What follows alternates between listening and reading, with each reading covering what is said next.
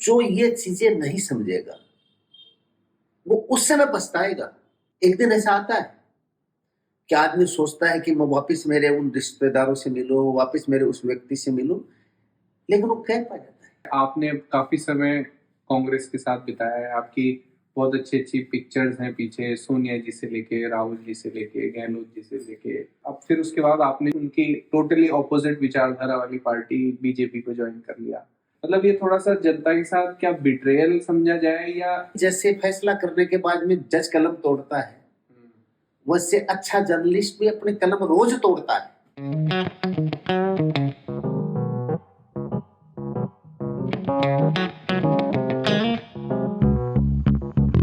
Hello everyone, welcome to जिंदगी का तड़का। Welcome Somesh Chaudhary जी। आपके तमाम व्यूवर्स को का स्वागत करना चाहूंगा, उनको धन्यवाद देना चाहूंगा। अब ये समाज सेवा में कैसे आए, मतलब ये थोड़ा सा पॉलिटिक्स में और उसमें? मेरे फादर का चेहरा जब भी दिन में सामने आता है, मुझे आत्मिक संतुष्टि होती है, आत्मिक खुशी होती है। मैंने उनको देखा, जिसके पास पैसा नहीं होता था उसको खाना खिलाने का काम, कई बार ऐसा मजदूर होता था कि उसके पास कपड़े नहीं होते तो उसको कपड़ा दिलाने का काम। जितना भी उन्होंने लेन देन कर रखा था वो सारे कागजात उन्हें डिस्टो कर दिया, हट दिया। उनके दिमाग में था कि उस जरूरतमंद को मैंने दे दिया, वो देने की स्थिति में नहीं है या उनकी लेने की इच्छा नहीं थी, लेकिन वो सब खत्म कर दिया। समझ में आया कि जन सेवा और निस्वार्थ, उन्होंने मुझे इस सेवा की प्रेरणा दी। कई लोग राजनीति में पावर के लिए जाते हैं। नहीं, देखो, मैंने राजनीति की है वो संगठन की राजनीति की। मैंने सेवा दल से राजनीति स्टार्ट की, सेवा दल के स्टेट के सर्वोच्च पद पे पहुंचा। कांग्रेस के सीनियर नेता हमारे हाईकमान तक मिलने का, बात करने का, समझने का अवसर मिला। संगठन में समस्याएं सुनी जाती हैं, हम उसके लिए संघर्ष करते हैं, उस लेवल के अधिकारी से मिलते हैं, उस समस्या का निदान कराने का काम करते हैं। तो मैंने तो जो काम किया संगठन के माध्यम से सेवा का काम किया। सत्तासीन होने के बाद में, पावर आने के बाद में आपकी भावना सहयोगात्मक होने की बरिश पर अगर आर्थिक हो जाती है तो वो गलत। अगर ऐसा देखा जाता है प्राय कि ऐसा हो जाता है, तो इसलिए कई लोग पॉलिटिक्स को यूजुअली ऐसा समझते हैं डर्टी पॉलिटिक्स होती है। नहीं, आप ठीक कर रहे हैं कि देश में मुगलों के खिलाफ, अंग्रेजों के खिलाफ आज गांधी जी है, सुभाष चंद्र बोस हैं, सरदार वल्लभ भाई पटेल है, उन लोगों के स्वार्थ नहीं था देश को आजादी दिलवाना, आजाद भारत की कल्पना उनके दिमाग में थी। इसीलिए उनको जनसेवक बोला गया कि आज के दिन जनता में इस सफेद वस्त्रधारी नेता को उस इज्जत से नहीं देखा जाता। आपको, जनता को ये विश्वास दिलाना पड़ेगा कि मैं आपकी सेवा के लिए खड़ा हूं। आज के समय में क्या हो गया कि पहले नेता को चुनाव लड़ाती थी जनता, उनमें चुनाव में होने वाले खर्चा जनता स्वयं करती थी, मीटिंगों का अरेंज जनता स्वयं करती थी, बल्कि नेता के कुछ बचता था। आज उल्टा है। आज अगर कोई मीटिंग हो रही है, चुनाव नेता लड़ रहा है, उस कार्यालय का खर्चा नेता को ही देना है। जनता को भी जन सेवक को बिना पैसे के चुनना चाहिए, और फिर जो नेता पैसे कमाने में हो तो जनता भी कहीं कुछ लोग होता, कुछ लोहार होता। अपन ये नहीं कह सकते कि नेता ही एक साइड में खराब हो। जनता को भी जागरूक होके उस व्यक्ति का चयन करना पड़ेगा जो व्यक्ति भ्रष्ट ना हो, समाज की रीति नीति के खिलाफ कोई काम ना किया हो। पेपर पे तो वो 5 साल का ऐसे ही प्लान बना के देते हैं, एक आदमी भी और दूसरा आदमी भी, और ज्यादातर कई बार ये होता है कि 2 या ज्यादा 3 विकल्प होते हैं आपके पास, और दोनों ही ऐसे कह रहे हैं कि हम तो ये कर देंगे, हम तुम्हारे अकाउंट में 2000 डाल देंगे, वो बोलेगा मैं 3000 डाल दूंगा। अपने देश में बहुदलीय प्रणाली, और बहुदलीय प्रणाली में भी सारी पार्टियां नेशनल पार्टी, वो क्षेत्र की पार्टियां हैं, कुछ लोग ऐसे हैं कि वो डिस्ट्रिक्ट तक लेवल पे ही अपने अप्रोच रखते हैं। ये पार्टियां प्राइवेट लिमिटेड होगी। पार्टी की एक विचारधारा होनी चाहिए और उसी विजन के साथ उनका कैंडिडेट का चयन होना चाहिए। लेकिन मुझे बड़े अफसोस के साथ कहना पड़ रहा है कैंडिडेट के चयन की प्रक्रिया में कमी आई है। तो ये जो पार्टियों की चयन प्रक्रिया है, इसमें बदलाव आना चाहिए।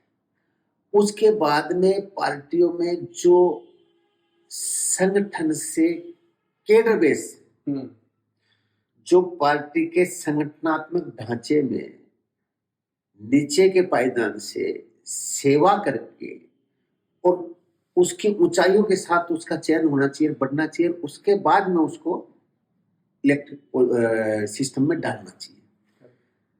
जो व्यक्ति जिस विचारधारा को रखता है उस विचारधारा के मुताबिक वो जीवन में सेवा भी करता है, अपने अधिकार के लिए भी संघर्ष करता है, उस व्यक्ति के भ्रष्ट होने की, लाइन से आउट होने की चांसेस कम, बहुत कम। लेकिन नेता की जो पसंद होगी ये गलत है। विचारधारा की पसंद होनी चाहिए। अपने आदमी को लेने के चक्कर में उस पार्टी की विचारधारा को, उसको संगठन को कमजोर करने का काम जो होने लग गया, इससे राजनीतिक ढांचा डिगमगाता है। कांग्रेस पार्टी 140-45 वर्ष की हो गई। उसकी अब इन वर्षों में देखने में आता है कि कहीं एक आते हैं किसी प्रदेश में, कहीं दो आते हैं। जिसका पूरे भारतवर्ष में राज होता था, देश के एकता अखंडता के लिए संघर्ष करने वाले थे, तो कहीं न कहीं उस विचारधारा में ये कमजोरियां आई हैं, तभी तो आज ये स्थिति आई है। अब राजा कोख से नहीं जन्मता, अब बटन से, बोर्ड से जन्मता है। ये एक फेज आया है, इसमें बहुत गिरावट है। ये पार्टियों को इससे ऊपर उठना ही पड़ेगा। आपने काफी समय कांग्रेस के साथ बिताया है, आपकी बहुत अच्छी अच्छी पिक्चर्स हैं पीछे, सोनिया जी से लेके, राहुल जी से लेके, गहलोत जी से लेके। अब फिर उसके बाद आपने उनकी टोटली ऑपोजिट विचारधारा वाली पार्टी बीजेपी को ज्वाइन कर लिया। इसको कई लोग ऐसा भी सोच सकते हैं कि ये अपॉर्चुनिज्म है, या जो सिंकिंग शिप है उसको डंप कर दिया और जो राइजिंग स्टार है उसके ऊपर जंप कर लिया। मतलब ये थोड़ा सा जनता के साथ क्या बिट्रेयल समझा जाए, या? देखो, आदमी का सोच स्वयं का है।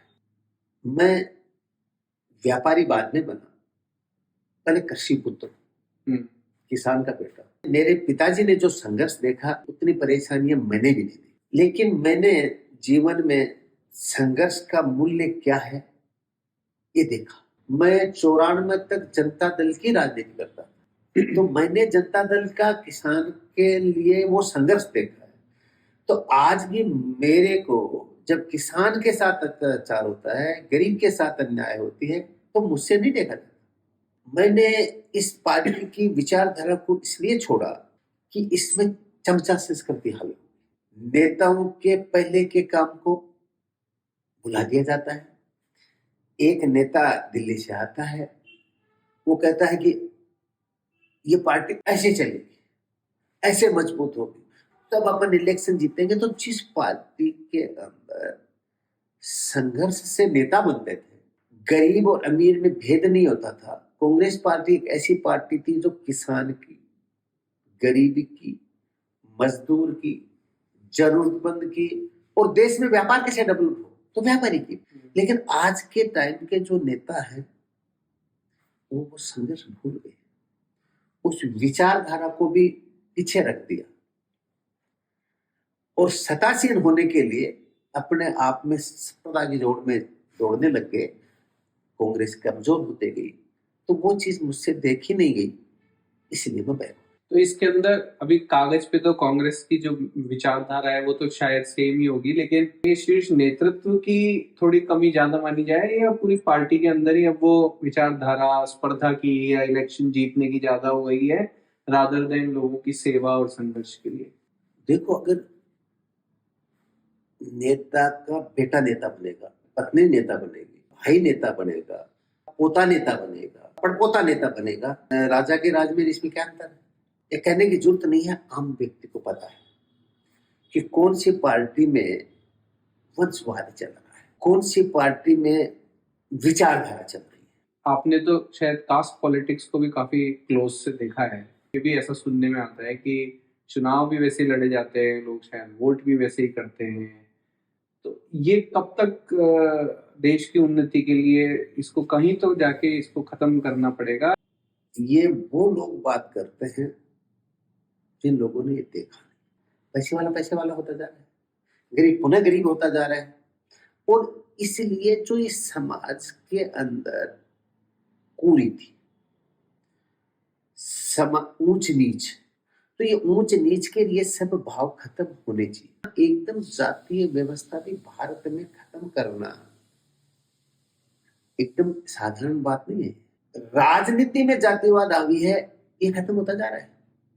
एक ही जाति के दो लोग खड़े हैं आपने सामने, दो विचारधाराओं खड़े, दो पार्टियों से खड़े, तो इसलिए वो जाति वाला जो आधार है धीरे धीरे प्रजातंत्र में खत्म होता जा रहा है। लेकिन जाति शक्तिशाली है, शक्तिशाली जाति का महत्व है, ये तो रखना पड़ेगा। जिस परिवार को एक बार लाभ मिल गया उस परिवार को उस लाभ से हटा देना चाहिए, और जिस परिवार को उसकी जरूरत है, एक्चुअली जिसको आवश्यकता है, उसको देने का काम करना चाहिए। सारे नेताओं को ये बात पता होती है, क्यों हम इतने इंटेलिजेंट होके भी इसका सिस्टम नहीं कर भाई आप बात समझ नहीं पा रहे हैं या समझ के ना समझ हो रहे हैं। आज लोकसभा में कोई कानून बनाना है, SC ST पे बनाना है या OBC पे बनाना है, तो SC ST का कानून बनाना है। जो लोग इलेक्ट होके, जो परिवार इलेक्ट होके, जिन परिवारों का आधिपत्य हो गया, वो परिवारों के वो कानून अगर खिलाफ जाता है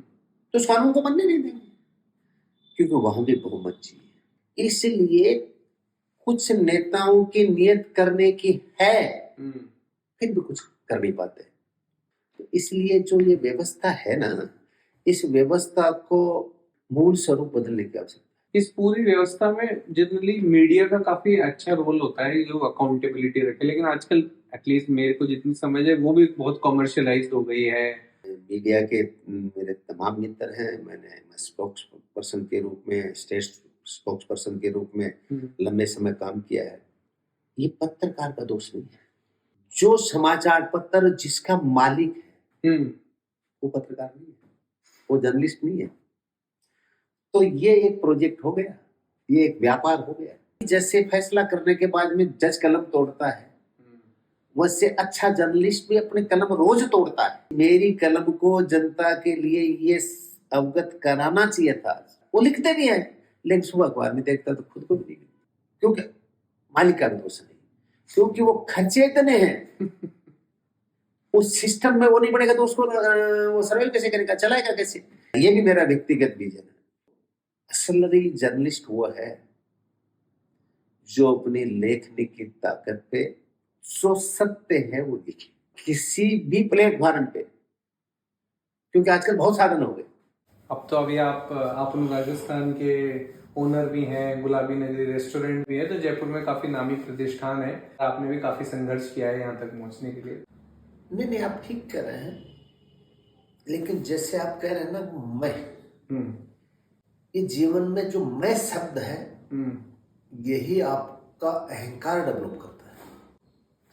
तो आप में अहंकार नहीं आए, इसलिए मैं न रख के हम सब में सामूहिकता है।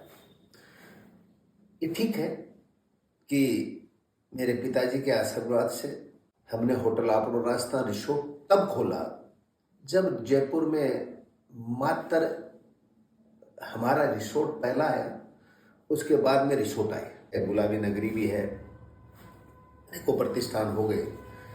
लेकिन मैं आज भी तमाम युवाओं को बताना चाहूँगा, संघर्ष का सहजता से, सहज भाव से, सरलता से उस संघर्ष का मुकाबला करना चाहिए। और जो ऐसा करेगा उस संघर्ष में भी ईश्वर उनको सफलता देगा। उस समय लेबर की बड़ी प्रॉब्लम रहती थी, लेबर मिलना बड़ा मुश्किल था। तो कई दिन ऐसे आए कि मुझे भगोने मांजने पड़े, बर्तन धोने पड़े। उस समय गैस नहीं हुआ करती थी, कोयले फोड़ने पड़े, भट्टी जलानी पड़ी, और कई बार मैंने खुद ने तंदूर में रोटियां लगाई हैं। अच्छा। मेरे मित्र पूछा करते थे कि हाथों पे बाल कहाँ गायब हो गए, तो चल गए तंदूर में। आपको प्रोग्रेस मिलेगी तो असफलता भी मिलेगी। इसलिए कभी भी सफल होने के बाद में आपको अहंकार नहीं आना चाहिए कि मैं ये हो गया, और असफल होने पे घबराना नहीं चाहिए। उन्हें उस काम में लगे और उस नेकी से, उस लगनता से उस काम को करते जाए। ईश्वर सफल, हमेशा अच्छा करने वाले को ईश्वर सफल करता है।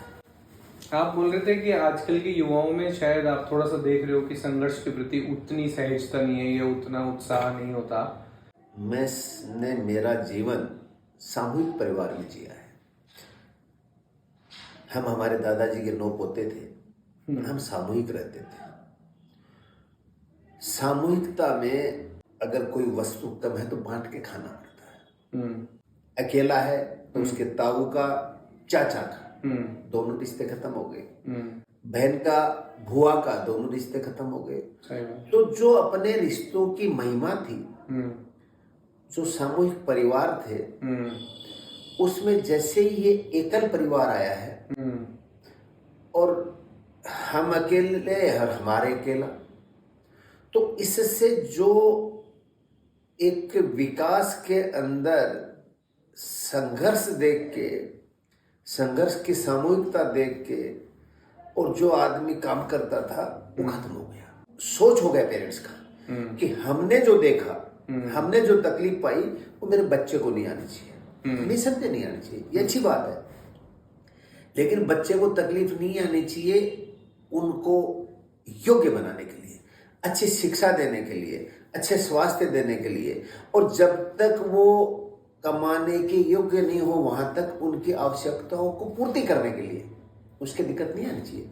लेकिन आप अगर उनको ये नहीं सिखाएंगे कि आगे का जीवन आपको स्वयं को, आपको जो बनना है, जो सफलताएं प्राप्त करनी है, वो आपको करनी है। हमारी चीजों को आप उसको सहायक माने, सपोर्ट माने। हम आपके लिए बने हैं कि आपको योग्य बनाए। उसके बाद में आपके जीवन की प्लानिंग आपको करनी है। वो बच्चा कभी भी असफल नहीं होगा। अच्छा। वो इसलिए नहीं होगा कि उसने अपने पेरेंट्स से आने वाली प्रॉपर्टी पे वो उसका मूल्य समझेगा। वरना मेरी योग्यता से, मेरी मेहनत से मैंने जो अर्जित किया, वो आप उसको अपनी असफलता पे खर्च कर दें, ये मुझे अच्छा नहीं लगेगा। एक समय आ गया, ये गलत है। बच्चे पे अपने थोपते, तेरे को डॉक्टर बनना है, तेरे को इंजीनियर बनना है। उससे स्वयं से उसकी इच्छा पूछे कि आप क्या बनना चाहते हैं। सबका ब्रेन बराबर नहीं है, इसलिए वो जो बनना चाहता है वो बनाने के लिए उसका सहयोगी बन के, और उसकी उस सफलता में किसी भी चीज की आपको कमी नहीं आने देनी चाहिए। व्यापार की दृष्टि से एक बिजनेस माइंडसेट इनफ होता है, या कैपिटल होती है, या पावर पॉलिटिक्स होती है, मसल होती है, क्या होता है? व्यापार एक ऐसी चीज है कि इसमें फाइनेंस चाहिए, परिवार की स्ट्रेंथ भी चाहिए। व्यापार हमेशा एक जैसा नहीं चलता, इसमें अप डाउन आता है। तो आप जब व्यापार घटे तो घबराना नहीं चाहिए, और मुनाफा हो तो उस घाटे की पूर्ति के साथ आपको इतना डेवलपमेंट करना चाहिए, उतना व्यापार के सिस्टम को ठीक करना चाहिए, लेटेस्ट करना चाहिए कि दोबारा अपने पे ऐसी आपदा ना आए। आपके सामने कंपटीशन के चैलेंज है, उनको भी पूरा करना है। हम इन चीज में आगे इसलिए सर्वाइव कर पाए क्योंकि हम संघर्षशील थे। हम संघर्षशील होने के कारण हम जीएम नहीं रखते थे, मैनेजर नहीं रखते थे। तो हम मालिक, जीएम और मैनेजर तक का काम स्वयं नहीं करते थे। तो हम 33% सैलरी, तो वो हमारी कम खर्चा होती। संघर्ष करोगे तो ही सफल होगे, क्योंकि हमारी बैकबोन वो नहीं है जो हमारे को पुश्ते नहीं मिली। हमारे फादर एक शब्द कहा करते थे कि बेटा तेरी तिजोरी में जो पैसा पड़ा है तू वो वैल्यू नहीं रखता। तू बाजार में टेलीफोन करे और उस टेलीफोन पे जितना अमाउंट तेरे को मिल जाए उतने रुपए की वैल्यू है तेरी, वो गुडविल है। तो व्यापार में आपको गुडविल बनानी पड़ेगी। व्यापार में तो मैं कह रहा हूँ लिखा पढ़त कम होती है, जबान पे काम होता है। तो अगर आपकी जबान में ताकत नहीं है तो व्यापार कर नहीं सकते। अपने बैकग्राउंड को, फाइनेंशियल स्थिति को ध्यान में रख के और उसी लेवल पे आदमी को बिजनेस स्टार्ट करना चाहिए। जैसे जैसे ग्रोथ होती जाए वैसे वैसे बढ़ाना चाहिए। आप मेनली आपके बच्चों को क्या सीख देते हो? मैं बच्चों को कहता हूं कि दादाजी ने क्या किया मैं उस पे चला, मैं क्या कर रहा हूं आप उस पे चलो। तो मेरे पिताजी के विचार वो भी जिंदा है, मैं भी सलामत हूं, और वो जो शिक्षा दीक्षा मिली उसके ऊपर काम करेंगे तो ये भी सफल होंगे। ये राजनीति नहीं है कि आपने वादा किया और 5 साल में नहीं हुआ तो देख लेंगे। आपने जो कहा उसके लिए आपको कुछ भी करना पड़ेगा। जो वादा किया, जो बाजार में कमिटमेंट किया, उसकी पूर्णतः पूर्ति करें। व्यक्ति अगर काम करने की जिज्ञासा रखता है ना तो वो अपने प्लानिंग से सारे काम करना चाहिए। मैं कहता हूं कि आदमी को अच्छा कमाना भी चाहिए लेकिन नैतिक मूल्यों में नहीं होना चाहिए। उसको अपने भाई को, परिवार को, रिश्तेदारों को, संबंधियों को, गांव के उस जमाने के सखों को, किसी को नहीं भूलना चाहिए। जितना आपकी पॉकेट अलाउ करती है उतना काम करना चाहिए। और बुद्धि और धन इनको जितना ज्यादा खर्च करोगे उतना ही बढ़ेगा। पहले जॉइंट फैमिली होती थी और ज्यादा बच्चे होते थे तो रिश्तेदारी भी ऐसी, कजन्स का भी एक नेटवर्क रहता था, आपका भी एक सपोर्ट सिस्टम भी रहता था और थोड़ा सा आप उनके संघर्ष को भी देखते थे। नहीं, ये सत्य है, आप ठीक कह रहे हैं। पहले मेहमान आता था, नाना आया 2 दिन रुकेगा, मामा आया 2 दिन रुकेगी, बुआ जी आए महीने भर रुकेंगे, जीजा जी आए 2 दिन रुकेंगे, बहन आई महीने 2 महीने रुकेंगी। अब तो सुबह आते हैं शाम को चले जाते हैं। अच्छा, आने से पहले ही अपना चार्ट बता देंगे, मैं इतने बजे आऊंगा, इतने बजे मुझे वापस जाना है, मुझे घर पे वो काम है। तो इसलिए जो ये रिश्तों की, सामूहिकता की जो शक्ति थी, वो शक्ति धीरे धीरे धीरे धीरे हिंदू समाज में लुप्त होती है। हिंदू समाज के अंदर जो व्यक्ति प्रोग्रेस कर जाता है वो अपने आप को बड़ा आदमी समझने लग जाता है। लेकिन कभी भी परिवार के, अपने समाज के, अपने मोहल्ले के, अपने गांव के, अपनी गली के सब लोग एक समान प्रोग्रेस नहीं करते। लेकिन अगर आपने उस आखिरी व्यक्ति की बात को नहीं समझा जो असफल हो गया, और अगर उसमें आपने भिन्नता की तो ईश्वर आपको माफ नहीं करेगा। आप उसको वही सम्मान समझे, उसको वही दर्जा दें, उसको जो रिश्ते की पात्रता रखते हैं उसी रिश्ते का उनको महत्व दे। बल्कि मैं तो ये मानता हूं कि किसी सफल व्यक्ति की बजाय आज के टाइम पे सफलता पैसा है। तो किसी पैसे वाले की बजाय एक मेरा गरीब भाई है या गरीब चाचा है या गरीब पड़ोसी है, तो उसके साथ में कंधे से कंधे मिला के वैसे खड़ा रहूं रिश्वत समझ के, तो इन रिश्तों की महिमा का भी पता चलेगा, आपका अहंकार खत्म होगा, और समाज में हो, परिवार में हो, गांव गली मोहल्ले सब में आपकी प्रतिष्ठा बढ़ेगी और आपको एक सम्मानजनक दृष्टि से समझा जाएगा। पैसा होना सफलता नहीं है।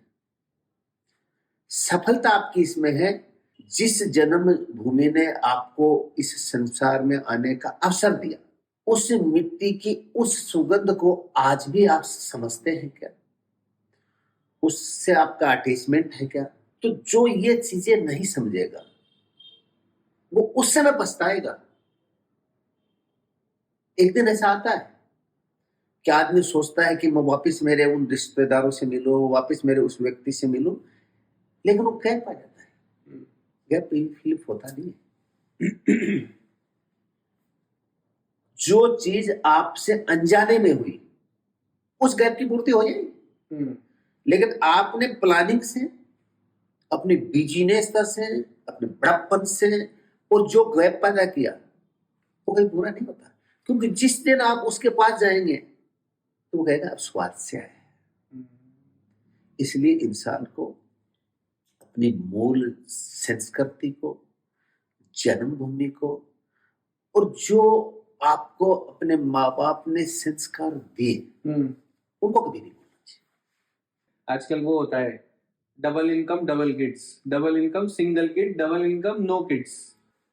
देखो ये बात कहां से आई, जहां लोग एकल करने लगे, उनका विजन ही नहीं ऐसा बोलता।